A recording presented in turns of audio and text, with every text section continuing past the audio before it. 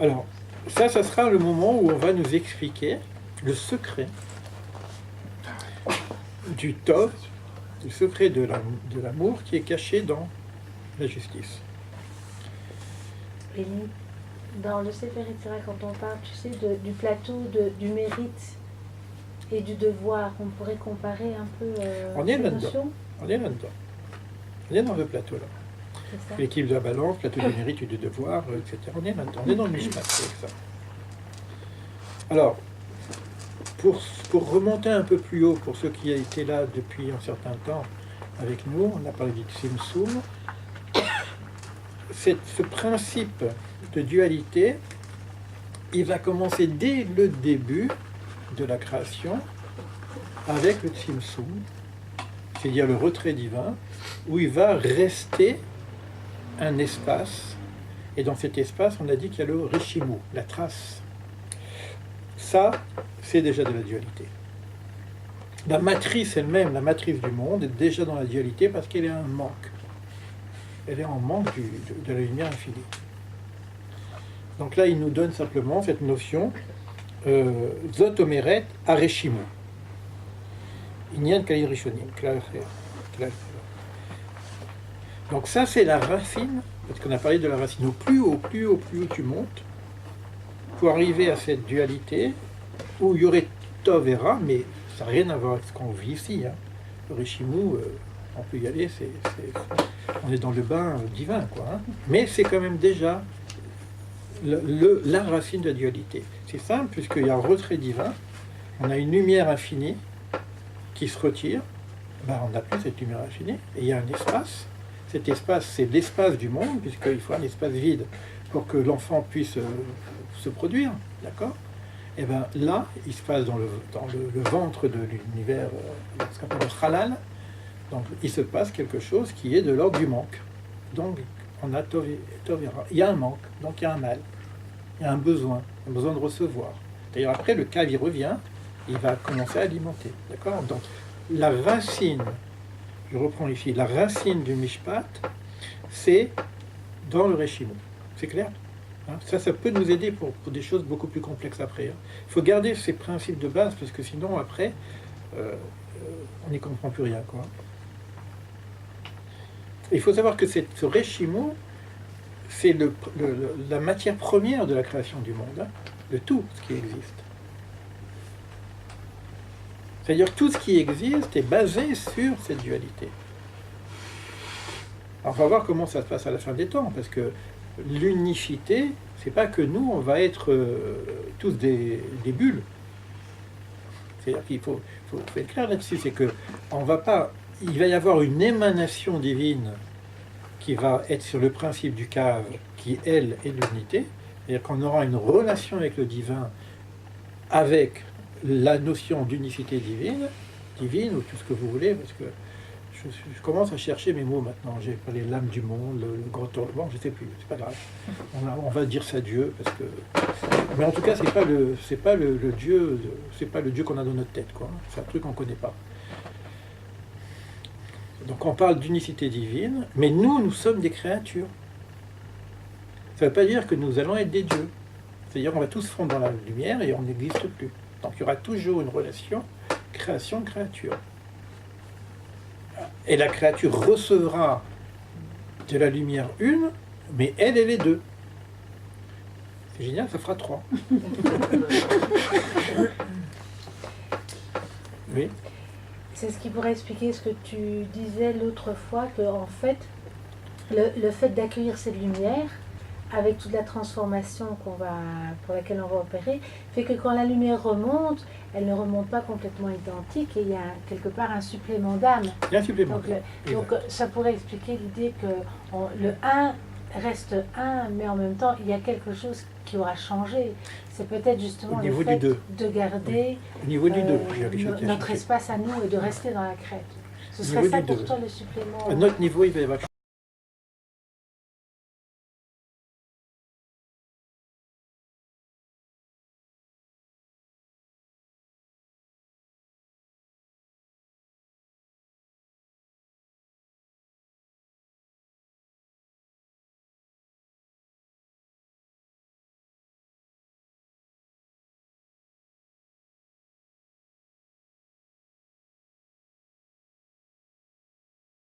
pas de la lumière, c'est force. J'en ai déjà parlé. Noten ose les Elohim. On va donner de la force à Dieu. Dieu Elohim. Ça veut dire quoi, je donne de la force à Dieu? Comme dans le principe du Mishpat. C'est organisé selon la fonction des actions des hommes. Parce que là, on va y arriver. Hein. C'est comment ça fonctionne, ça va dépendre de comment nous on fonctionne. On dit, oh, qu'est-ce que tu fais? Et toi, qu'est-ce que tu fais? Tu fais, on est associés. Alors, arrête, ne me demande pas ce que je fais, mais d'abord regarde ce que tu fais. Mais j'ai accepté l'idée que ce que je fais dépend de ce que tu fasses. D'accord? Si tu fais ce que je souhaite que tu fais, à ce moment-là, tu me donnes la possibilité de donner ce que j'ai envie de donner, et tu me donnes de la force. Tu comprends l'idée? Noten ose Elohim. Je donne de la force à Dieu, parce que en bas, je fonctionne selon son principe, selon son désir, selon son équation. Donc je connais l'équation. Son désir, quoi. Hein? J'alimente son projet. C'est pas un désir, parce que si c'est un désir, c'est un manque. Oui. Donc lui, l'émanation, elle se fait, mais c'est fermé en bas. Parce qu'il veut que nous, on ouvre les robinets. Alors si j'ouvre les robinets, je donne la possibilité de la lumière de descendre. Et si je ne ferme pas les robinets, alors le terme, c'est Noten Ose Elohim. C'est que je donne de la force, c'est-à-dire de la possibilité à l'émanateur d'émaner ce qu'il veut émaner. Mais il a voulu en même temps que ce soit moi qui conduis en bas, que je participe à l'action. Donc il y a une lumière, mais une lumière qui va descendre, mais qui existe déjà. Et qu'est-ce qui va se passer? C'est que l'ensemble global va être plus lumineux. Parce que nous sommes un peu dans les ténèbres ici. On est un peu dans... Donc cet espace où nous vivons, qui appelle le halal, tout ça, va s'illuminer. Donc c'est cette partie-là du divin qui va prendre de la lumière. Mais pas au niveau de Ein Sof. C'est la force. Parce que Ein Sof, lui, c'est le sans fin. Sinon, on ne peut pas rajouter quelque chose dans l'infini, quoi.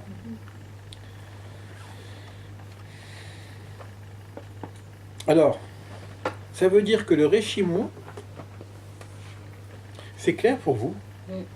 Hein, parce que là, on remonte un peu des choses qu'on a déjà dit. Hein.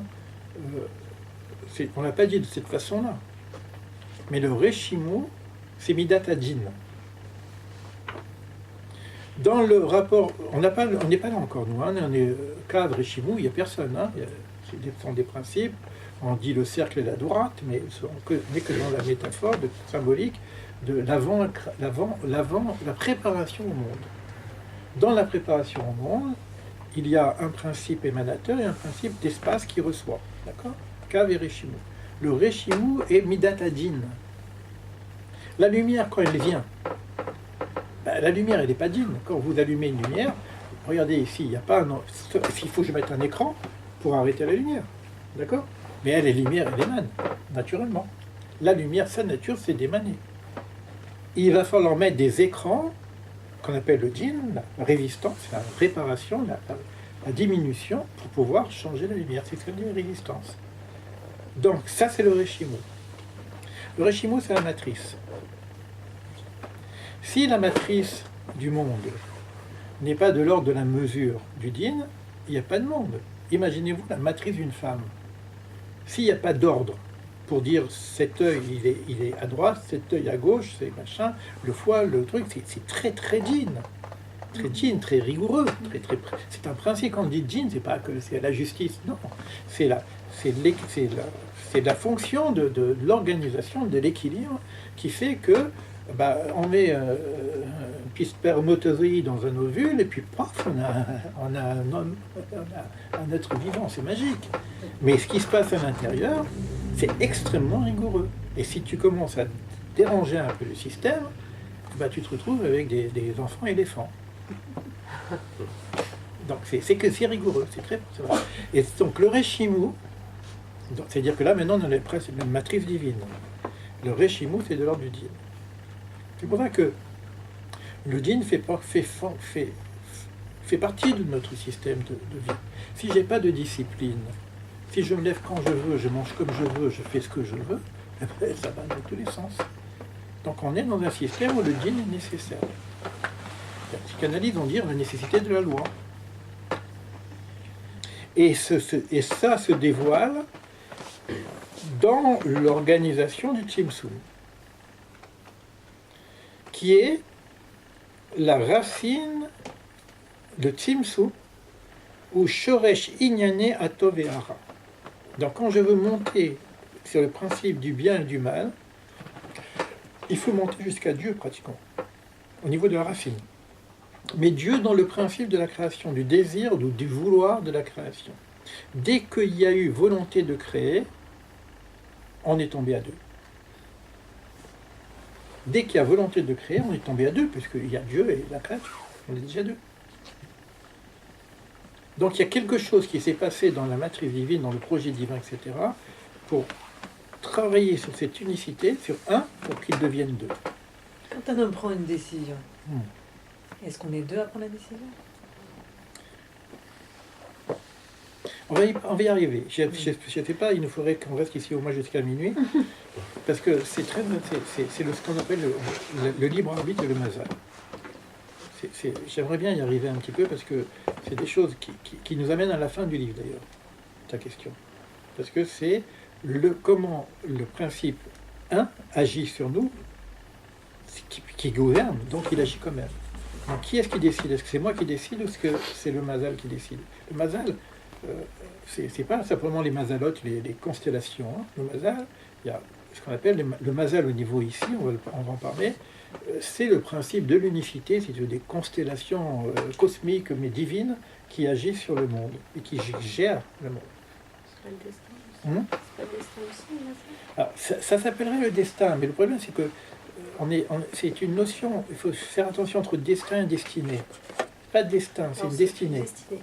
Le mazal, Alors, ce serait plus la voilà, destinée. parce que des mots français, le problème de la destinée, c'est-à-dire que c'est maktoub, je ne peux pas faire. Non, J'ai un destin. Maktoub, c'est le destin. Maktoub. Maktoub, c'est le destin. Voilà. J'ai une destinée.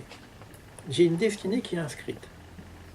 Mais la destinée, elle est mon projet. C'est mon projet sens. Hein. 26 € par mois.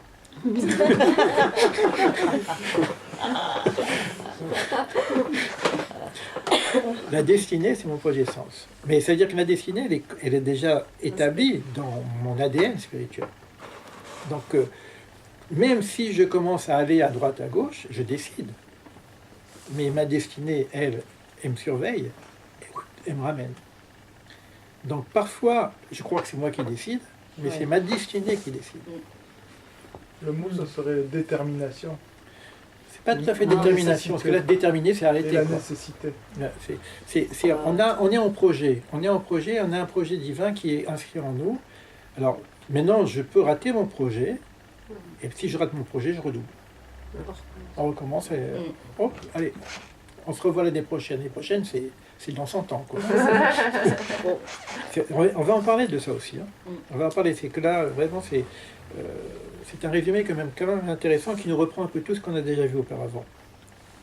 Mais bon, garde ta question, mais elle est importante.